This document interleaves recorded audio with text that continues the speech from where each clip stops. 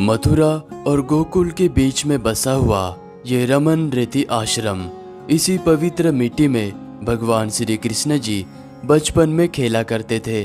और मिट्टी में खेलने के बाद भगवान श्री कृष्ण जी यहाँ पर बने हुए इस सरोवर में स्नान किया करते थे।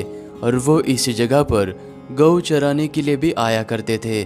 और इस आश्रम में आपको ये हाथी नजर आएगा और ये हाथी स्वयं भगवान श्री कृष्ण जी की आरती कराता है। आज के इस वीडियो में हम आपको खूबसूरत प्रकृति में बसे हुए इस रमन रेती आश्रम का सैर कराने वाले हैं। रमन रेती आश्रम मथुरा से 13 किलोमीटर और गोकुल से मात्र 2.5 किलोमीटर के दूरी पर स्थित है। आश्रम के भीतर में जाने से पहले रोड के दूसरी तरफ आपको ये छोटा सा चिड़ियाघर नजर आएगा। और यहाँ पर आपको हिरन, शतुरमुर्ग, बारहसिंगा इस तरह के पक्षी और अनेक पशु नजर आएंगे। यहाँ पर आप 10-20 रुपए का जौ लेकर पशु पक्षियों को अन्नदान कर सकते हैं।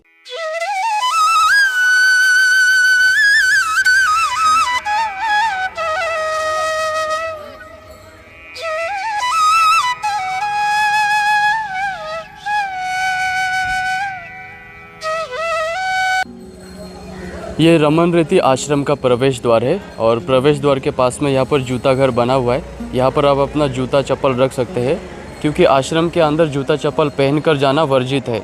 आश्रम के प्रवेश द्वार से अंदर जाते ही आपको खूबसूरत प्रकृति और शीतलता का एहसास होगा क्योंकि ये रमन रेती आश्रम बिल्कुल यमुना नदी के तट पर बसा हुआ है। रमन रेती आश्रम का जो समय है वो सुबह 7 बजे से लेकर दोपहर के 12 बजे तक का है और शाम को 4 बजे से लेकर 8 बजे तक का है। आश्रम के भीतर पहुंचते ही आपको यहाँ पर यह मुख्य मंदिर नजर आएगा और इस मंदिर के पिछले हिस्से में रमन रेती यानी कि इस ब्रजभूमि की यह पवित्र मिट्टी नजर आएगी। माना जाता है कि बचपन में भगवान श्री कृष्ण जी इसी मिट्टी में खेला करते थे।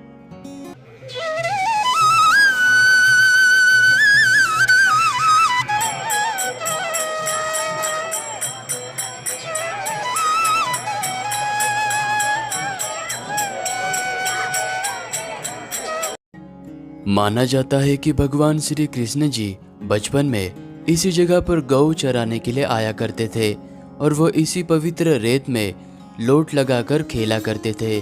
यह जगह भगवान श्री कृष्ण जी की क्रीड़ा स्थल हुआ करती थी। यहाँ के कण कण के वातावरण में आपको भगवान श्री कृष्ण जी का एहसास होगा क्योंकि यहाँ की यह रज भगवान श्री कृष्ण जी के चरण को छू चुकी है। और इस जगह पर बहुत ही दूर दूर से भक्तगण आते हैं। यहाँ पर छोटे से लेकर बड़े तक हर कोई भगवान श्री कृष्ण जी का स्मरण करते हुए इस रेत में लोटन लगाता है और छोटे बच्चों की तरह सभी यहाँ पर रेत में खेलते भी है।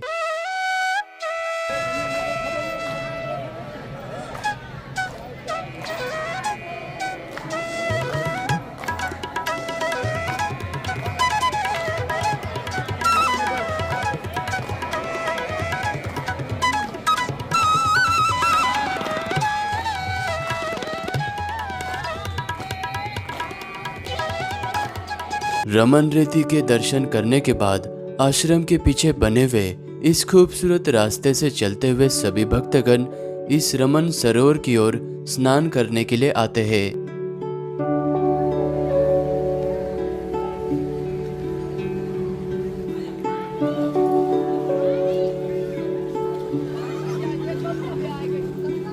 प्रकृति के शांत वातावरण में बसा हुआ यह सरोवर बहुत ही प्राचीन है। भगवान श्री कृष्ण जी रेत में खेलने के बाद अपने सखाओं के संग इसी जगह पर स्नान किया करते थे।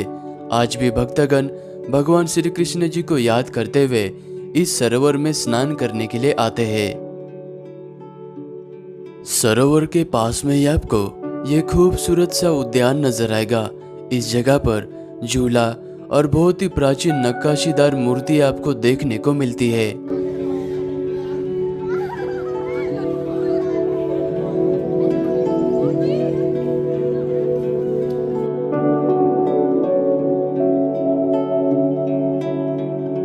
सरोवर में स्नान करने के बाद अभी हम रमन रेती आश्रम में स्थित मुख्य मंदिर के अंदर आ चुके हैं। मंदिर के गर्भगृह में रमन विहारी लाल जी विराजमान है, जो कि आने वाले भक्तों को आशीर्वाद देते हैं।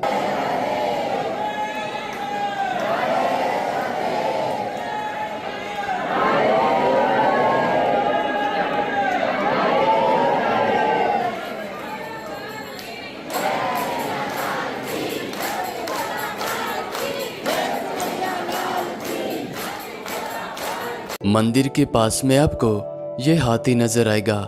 ये हाथी आने वाले भक्तों को आशीर्वाद देता है और मंदिर में जो सुबह और शाम को जो आरती होती है, उस आरती में स्वयं हाथी शामिल होकर आरती कराता है।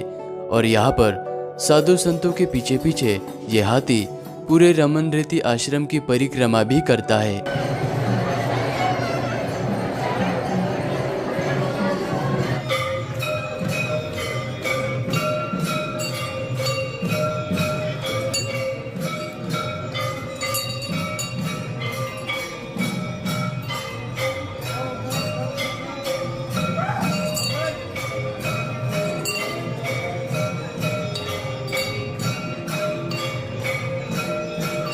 मंदिर के पास में आपको यहाँ पर ये प्राकृतिक रूप से बनी हुई झोपड़ियाँ नजर आएगी। इन झोपड़ियों में जो सांसारिक जीवन से त्याग ले चुके हैं साधु संत आज भी इन झोपड़ियों में रहते हैं। और यहाँ पर दीवारों पर आपको भगवान श्री कृष्ण जी के बाल लीलाओं का चित्रीकरण देखने को मिलता है।